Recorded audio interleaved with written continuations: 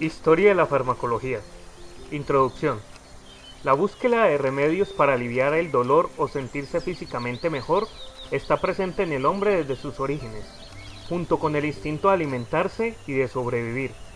Puede decirse entonces que la farmacología es tan vieja como el ser humano, ya que éste, mediante la observación a los animales y gracias a la casualidad muchas veces, sabía de plantas o sustancias de origen animal e incluso mineral que aliviaban su dolor. Los orígenes de la farmacología se entremezclan con el conocimiento de las medicinas y sus usos, que a menudo eran secretos de los sacerdotes, santón o chamán. En las sociedades ancestrales, los efectos de las medicinas solían considerarse mágicos. La persona que atendía la medicina y pócimas era respetada y con frecuencia temida, puesto que el envenenamiento intencionado no era desconocido. Si se cree que una enfermedad es causada por dioses, espíritus o fuerzas sobrenaturales, el tratamiento tiene que invocar la magia, porque se cree que las causas sobrenaturales solo pueden contrarrestarse con medios sobrenaturales. Las fuentes de los fármacos fueron plantas, minerales y animales. Un friso hallado en Mesopotamia, datado en el siglo VIII a.C., muestra unos sacerdotes que llevan una cabra, flores de mandrágora y brotes de adormidera. Ello ilustra la importante combinación de religión, plantas y animales en la terapéutica que se practicaba en los pueblos antiguos. El primer testimonio escrito que menciona específicamente los fármacos es el Código de Hammurabi de la medicina egipcia, que data aproximadamente de 1600 años antes de Cristo. El papiro de Ebers, que data de 1550 años antes de Cristo aproximadamente, enumera también unos 700 remedios, su preparación y su empleo. La vacunación se practicaba en la India en el 550 a.C. Hipócrates escribió sobre la ética en medicina y también sobre las causas de las enfermedades. Los griegos atribuían la enfermedad a un desequilibrio de los humores en el cuerpo. Los humores eran la sangre, las flemas, la bilis negra y la bilis amarilla. Los romanos organizaron y regularon la práctica de la medicina, incluido el empleo de los fármacos, pero contribuyeron con pocos conocimientos nuevos a la farmacología. Teofrasto recopiló todo lo que era conocido en su tiempo sobre plantas medicinales, y Dioscortes, cirujano de Nerón, utilizó esa lista como base de un compendio de sustancias utilizadas como medicamentos que describe cerca de 500 plantas y cómo preparar remedios a partir de ellas. Los persas sostenían las ideas de los griegos sobre los medicamentos y las transmitieron a los árabes cuando Persia fue conquistada. Las tradiciones de la medicina y de la farmacia fueron conservadas y desarrolladas por los árabes desde el año 700 al 1000 después de Cristo, aproximadamente, quienes también regularon su práctica y fundaron boticas, hospitales y bibliotecas. Los árabes introdujeron también la alquimia en Europa. La alquimia combinaba las ideas, la astronomía y la astrología egipcias y la filosofía natural de los griegos, con la metafísica cristiana en un intento de descubrir el origen y el significado de las cosas. La alquimia fue progenitora de la química y por tanto un antepasado de la farmacología moderna. Durante la Edad Media, la práctica de la medicina y el uso de los fármacos en Europa solía estar asociado con los monasterios. Muchos de ellos tenían huertas que proporcionaban las medicinas. Generalmente se considera que el patriarca de la farmacología fue Paracelso, que nació en Suiza en 1493. Él desaconsejaba las complicadas mezclas que eran medicaciones corrientes en la época y creía que cada fármaco o planta debía utilizarse solo. Paracelso escribió: "La misión de la química es producir medicinas para tratar la enfermedad, puesto que las funciones esenciales de la vida son fundamentalmente de naturaleza química. Todas las cosas son venenos, porque no existe nada sin casualidades venenosas. Solo la dosis es lo que convierte a una cosa en veneno.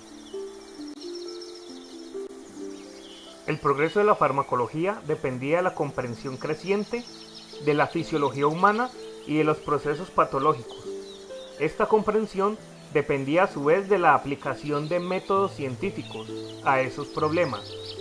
En el siglo XVII, muchos contribuyeron a la comprensión de la fisiología y las enfermedades, fisiopatologías.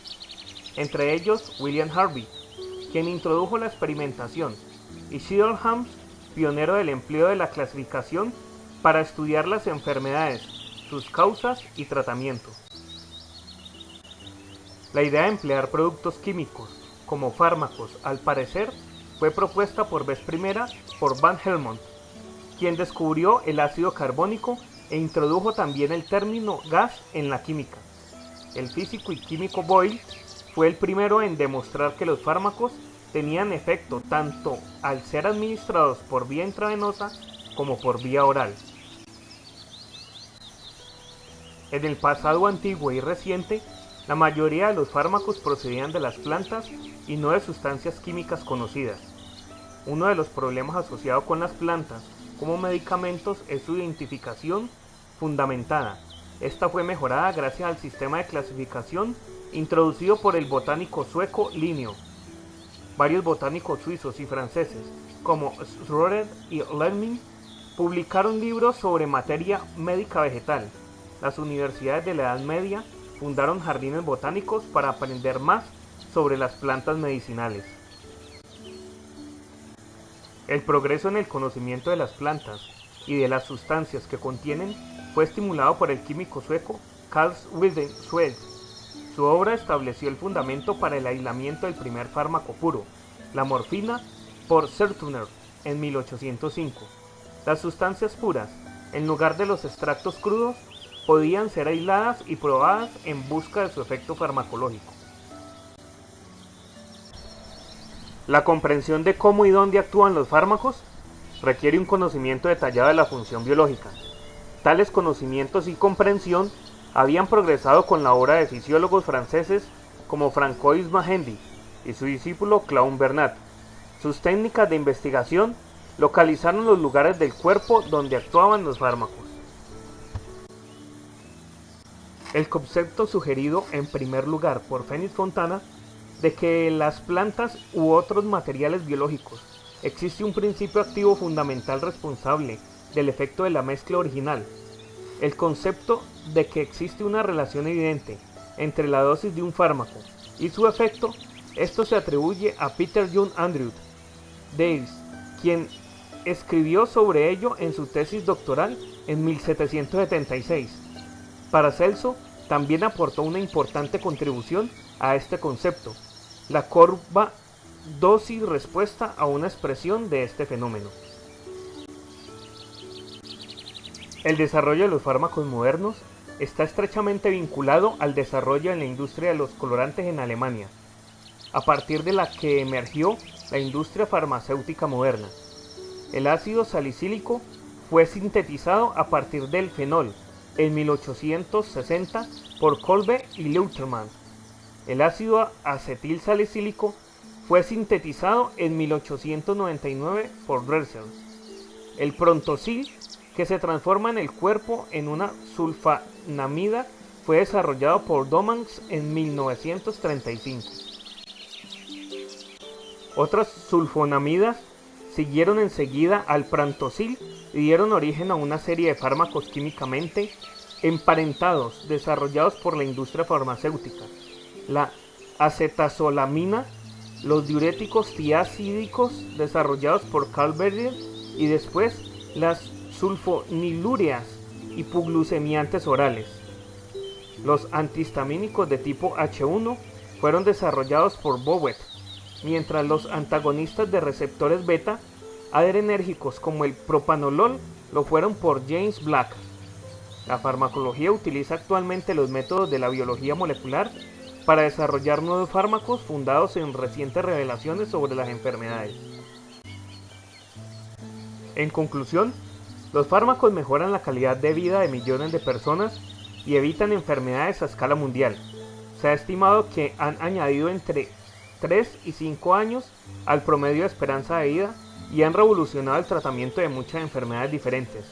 No obstante, los farmacólogos de hoy en día se enfrentan a la formidable tarea de encontrar nuevos medicamentos para el tratamiento de enfermedades que plantean un riesgo sanitario importante para la sociedad, como el SIDA.